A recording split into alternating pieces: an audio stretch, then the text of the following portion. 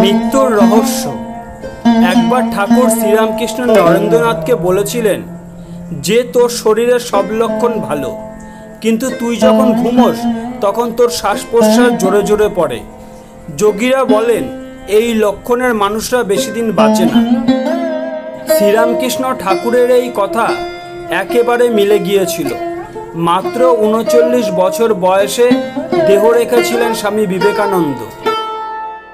অমানসিক শারীরিক সমস্যা যন্ত্রণা নিয়ে কষ্ট পেতেন তিনি।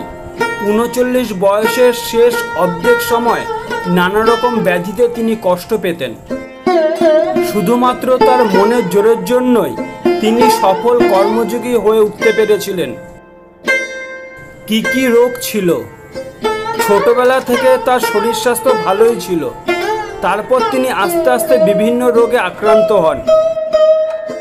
কলেজে পড়ার সময় তিনি ম্যালেরিয়াতে আক্রান্ত হন। তার কিছুদিন পরেই তিনি টাইফয়েডে আক্রান্ত হন।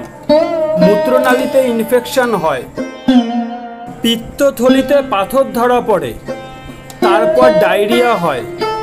তিনি দিনে অন্তত 25 বার টয়লেটে যেতেন।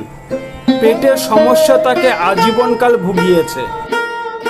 পেটের সমস্যার কারণ ছিল তিনি খুব অনিয়ম করতেন। সর্দি কাশি ছিল, তবে এটা বংশ পরম্পরা। 31 রকমের রোগে ভুগেছিলেন তিনি। মৃত্যুর কারণ অনুমান করা যায় হার্ট অ্যাটাক অথবা মস্তিষ্কের রক্তনালী ফেটে গিয়ে মৃত্যু হয়।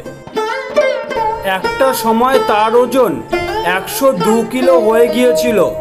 তাই তিনি কখনো কখনো মজা করে নিজেকে মোটা মহারাজ বলতেন। প্রিয় খাবার খিচুড়ি ও আইসক্রিম খেতে তিনি ভীষণ পছন্দ করতেন।